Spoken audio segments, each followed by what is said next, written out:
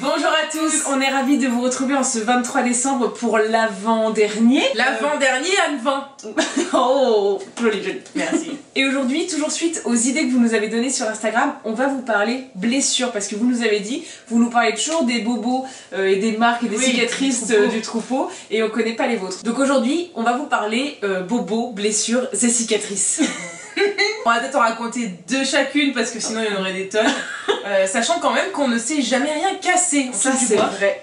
On n'a jamais eu de grosses interventions, on s'est jamais cassé de bras, de jambes, de quoi que ce soit. Jamais cassé un membre, on n'a pas un seul os de brisé sur notre corps. Moi j'ai une cheville sur laquelle j'ai fait des entorses à répétition sans les soigner, c'est pas une chose à faire. Mais je les ai pas soignées, ce qui fait qu'aujourd'hui elle est sensible et puis surtout elle est plus grosse que la copine d'à côté. Donc j'ai des entorses à la cheville droite, mais c'est tout, on s'est jamais rien cassé. Alors pour autant on a quand même des petites anecdotes à vous raconter. Je propose qu'on raconte un truc un peu grave et un truc un peu ridicule. Ok. Moi je me suis ouvert l'arcade comme énormément de personnes. Alors de manière très bête aussi, c'était pas mon anecdote bête mais quand même. Mais j'ai quand même eu 5 points de suture à l'arcade sourcilière. J'étais au collège et je chahutais avec un copain. Et en fait je me suis baissée en me mangeant le dossier d'une chaise à la cantine. Donc voilà, et genre je me suis redressée en mode oh là là la honte, je vais avoir une bosse et tout, mais c'est pas grave, on va faire comme si de rien n'était. Et là j'ai vu tout le monde en face de moi faire ah mon dieu. Et là voilà, j'ai vu du sang tomber et effectivement bah voilà, il y avait besoin de suture. Donc voilà, j'ai fait l'animation du collège, les pompiers, tout ça, c'est toujours un grand moment. C'est un peu le truc le plus grave qui me soit arrivé quoi. Ouais, donc ça va quoi. C'est mon moment, est-ce que c'est le moment où je vais leur parler de mon kyste? Oui, il va falloir. Non, c'est une bonne chose en plus, à faire. Non mais oui, c'est vrai que c'est important. Parce qu'en vrai c'est un truc très répandu et qu'on connaît pas. Et au début moi quand j'ai eu ça je crois que c'était la honte. Et en fait je me suis rendu compte après coup que c'est extrêmement répandu. Nous allons monter un front de libération des gens victimes du kyste pilonidal. Donc j'ai un kyste qui s'est mis à me pousser vraiment dans le bas du dos au tout début de coccyx. En dessous du coccyx, au tout début de l'arrêt des fesses. Et en fait c'est une maladie notamment qui touche beaucoup les cavaliers. À Chantilly là où je me suis fait opérer, on m'a dit qu'ils appelaient ça la maladie du jockey, qu'il y a vraiment beaucoup de cavaliers qui développent ce truc. Donc en fait c'est un kyste qui s'abcède et il faut le retirer et c'est pas très grave en soi. Le truc c'est que déjà c'est extrêmement douloureux et ensuite c'est des soins pendant 2 à 3 mois tous les jours. Il y a une infirmière qui vient à domicile vous faire des soins et vous trimballer avec un énorme pansement et vous pouvez plus vous asseoir. Enfin vraiment c'est l'enfer sur terre, c'est un très mauvais moment à passer et je garde une énorme cicatrice. Voilà, un truc que vous savez maintenant sur moi, j'ai une grosse cicatrice sur les fesses à cause d'un kyste pilonidal. Je suis certaine qu'il y en aura parmi vous à qui c'est arrivé. Franchement, partageons notre souffrance. Ne restez pas seul face à votre kyste. Montrez-vous dans les commentaires. Alors ne le montrez pas. Non. Parce que souvent il est mal situé. Mais c'est vrai que le jour où j'ai commencé à en parler et tout, mais il y a au moins 5 personnes de soi, qu'il y a beaucoup de gens qui l'ont eu et qui ont un peu honte parce qu'effectivement c'est toujours situé à cet endroit-là puisqu'on s'assoit et tout ça. Et enfin voilà. Ça, il y a du frottement et il fait chaud, il fait nuit. mais voilà, c'est extrêmement répandu et il faut vraiment en parler tôt parce que ça peut prendre des proportions assez graves alors que si c'est pris tôt, c'est vraiment bénin donc voilà. Allez à toi, une cicatrice bête. Alors moi une cicatrice bête ça va être en bas de mon visage là sur l'os de la mâchoire. J'ai une espèce de petit trou. Alors ça vraiment j'ai jamais compris et je crois que personne n'a jamais compris ce qui s'était passé.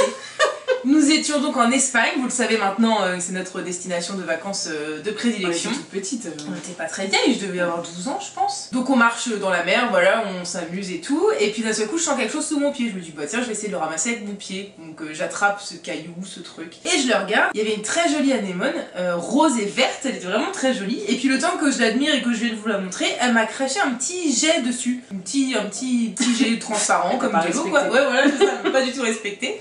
À tel point qu'en fait ça s'est mis à me brûler là et à l'endroit du pied où j'avais attrapé le petit galet et en fait ça m'a creusé la peau, ça m'a fait une espèce de cicatrice. Je me souviens sur le coup c'était incroyable parce que c'était blanc comme une brûlure en fait. Blanc mais blanc comme neige, un petit trou blanc comme neige, incroyable. Et cette cicatrice est toujours restée, j'ai eu très mal, ça n'a pas duré longtemps et c'est pas grave mais j'ai toujours ce petit creux là, cette petite marque, vraiment un accident bête. Donc je garde cette marque à vie de cette pauvre petite anémone à qui ma tête n'est parvenue. Ça se trouve elle a peut-être eu plus peur que toi. J'aurais dû cracher la première. Voilà, des 2 petites cicatrices sur mon visage qui sont arrivées toutes les deux de manière très bête. Hein. Et alors moi, un truc bête, ouais c'est vraiment bête. J'ai une grosse balafre dans le haut du dos. En plus je l'oublie, je sais pas qu'elle est là. Et à chaque fois c'est toi quand tu... Oh, mais t'as vraiment une grosse balafre dans le dos et moi je l'oublie. Alors je sais même pas comment vous raconter le contexte.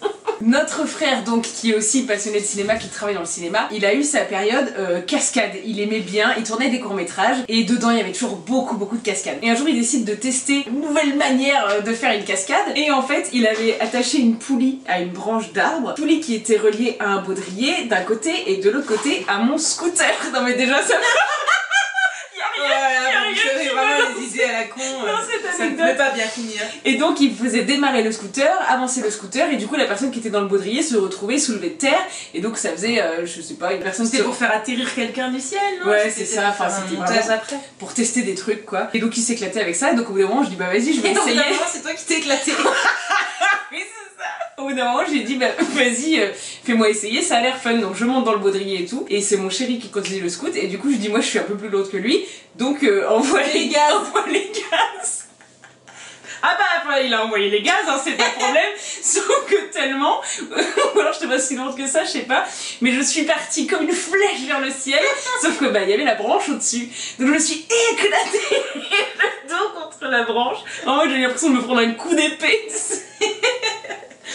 Et comme j'ai gueulé, immédiatement il m'a reposé par terre et il se trouve que j'avais une énorme balafre. Et pour moi c'est pas profonde, hein, pour le coup, c'était pas grave, il n'y a pas eu besoin de suturer rien du tout. C'était superficiel, sauf que c'est resté une grosse cicatrice dans le pied. Mais alors à le raconter, je me dis, mais quel mot il m'a pris, mais comment voulais-tu que ça finisse bien? D'ailleurs, je vais appeler Léo, je vais l'engueuler parce que vraiment, Voilà, donc si vous nous croisez dans la vraie vie, un de ces quatre, vous pourrez peut-être admirer certaines de ces cicatrices, bon, pas toutes évidemment, non, mais voilà, vous saurez pourquoi, d'où elles viennent, et vous pourrez rire avec nous, mais faites attention à vous quand même. Oui, et dites-nous vous dans les commentaires vos accidents les plus bêtes et les cicatrices de guerre. Pas trop grave. Oui, c'est ça, les cicatrices de guerre que vous gardez de bêtises. Et bah comme d'habitude, on vous retrouve dès demain pour le dernier. Oh oui, ça y est, c'est fini. Mais ça veut dire quand même qu'ils se rapprochent de leur cadeau. C'est vrai, c'est vrai. Ouais, et qu'on se rapproche de Noël. Donc d'ici là, on vous fait plein de gros bisous. À demain.